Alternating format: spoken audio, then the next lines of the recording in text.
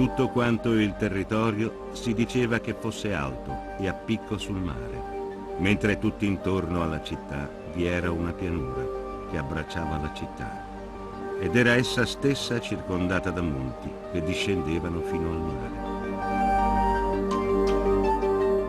Queste parole del Crizia trovano un'incredibile corrispondenza con la morfologia della Sardegna, il cui territorio prevalentemente montuoso è spezzato dalla piana del Campidano, che si trova proprio nella parte meridionale dell'isola.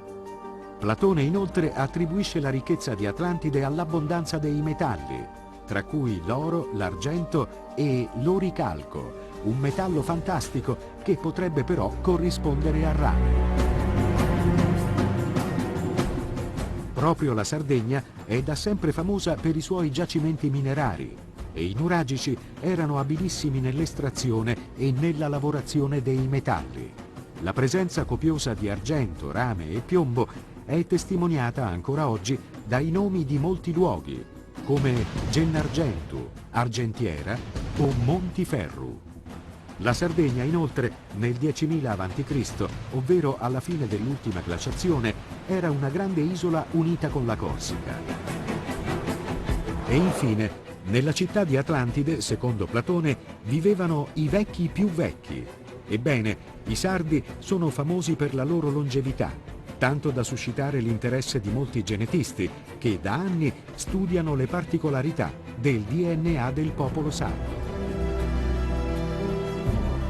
Tra il 1949 e il 1956, il famoso archeologo sardo Giovanni Lilliu porta alla luce quello che è considerato il più importante nuraghe di tutta la Sardegna, la reggia nuragica di Su-Nuragi di Barumini. La punta del nuraghe era visibile, ma tutto il complesso architettonico e il villaggio circostante, risalenti probabilmente al XII secolo a.C., erano ricoperti da una montagna di terra. Barumini si trova ai margini del Campidano, la pianura che si estende da Cagliari fino a Oristano. In questa piana, stranamente, i nuraghi sono piuttosto rari e molto danneggiati, mentre salendo di quota sulle colline circostanti, le torri sono più numerose e meglio conservate. Come mai? Un tempo il Campidano era una pianura fertile e rigogliosa, ma sotto la dominazione fenicia questa divenne una zona paludosa, infestata dalla malaria. Una situazione che solo le bonifiche del Novecento hanno sanato.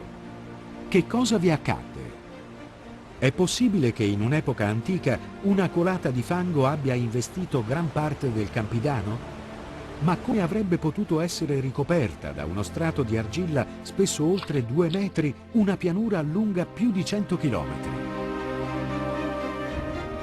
Quando dico che alcuni cumuli di fango, una volta scavati, hanno restituito talmente tanta roba da riempire 3 piani di un museo, questa roba nessuno se la dimentica a casa, se è andato via con calma. E come mai è sigillata là sotto? Attualmente la Sardegna non è a rischio terremoti, ma non si può escludere che in passato si siano verificati eventi sismici disastrosi. Al largo della Tunisia, infatti, c'è una faglia creata dallo scontro tra la placca europea e quella africana, mentre il Basso Tirreno nasconde alcuni vulcani sottomarini giganteschi, ancora oggi attivi e minacciosi. Se uno di questi vulcani esplodesse, potrebbe provocare uno tsunami peggiore di quello del dicembre 2004 e più potente di quello che distrusse Santorini e la civiltà minoica nel 1600 a.C. Se consideriamo che Barumini si trova a circa 60 km dalla costa, a una quota di 200 metri sul livello del mare, l'onda che potrebbe avere investito il nuraghe doveva essere di proporzioni gigantesche. Un mega tsunami che, superato l'imbuto naturale del Golfo di Cagliari, avrebbe travolto tutto il Campidano. Avvennero terribili terremoti e diluvi, e in un solo giorno e una sola notte l'isola di Atlantide scomparve sprofondando nel mare. Perciò Anche adesso quella parte di mare è impraticabile e inesplorata, poiché lo impedisce l'enorme deposito di fango.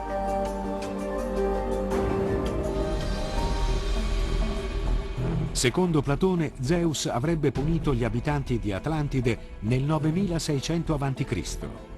Sappiamo invece che la civiltà nuragica si sviluppò molto più tardi, a partire dal 1700 a.C.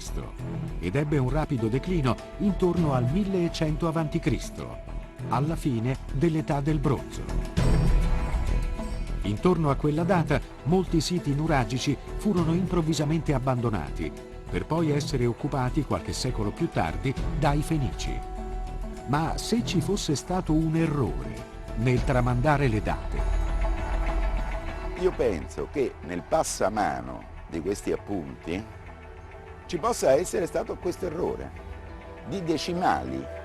Se invece di 9.000 anni noi consideriamo 9.000 mesi, noi finiamo esattamente nel periodo del XII secolo che tutta l'archeologia chiama la Dark Age. Atlantide, un mistero che ancora oggi appassiona e divide gli esperti. E se proprio la Sardegna fosse la mitica isola continente raccontata da Platone? La Sardegna si trova al di là delle colonne d'Ercole, posto che in passato si trovassero, come sostiene Frau, nel canale di Sicilia e non a Gibilterra. Non solo, come Atlantide, la Sardegna era una terra rigogliosa, ricca di metalli e patria di una grande civiltà. E infine, una catastrofe naturale avrebbe potuto cancellare un'intera civiltà del passato senza lasciarne alcuna traccia, se non nelle leggende di altri popoli. E se un tremendo maremoto avesse colpito il Campidano, come sembrerebbero indicare i nuraghi seppelliti da metri di fango, come quello famoso di Barumini, allora tutti i tasselli di questo puzzle sembrerebbero trovare il loro posto. Ci dobbiamo chiedere quando sia finita la civiltà nuragica. E qui ci sono diverse risposte da parte degli studiosi. E tuttavia, nessuno degli studiosi ritiene che ci sia stato un evento traumatico che abbia portato la parola fine nella civiltà nuragica. Una cosa è la costruzione delle strutture nuragiche, un'altra cosa è la civiltà nuragica. Ma allora, la Sardegna può essere l'isola di Atlante raccontata da Platone?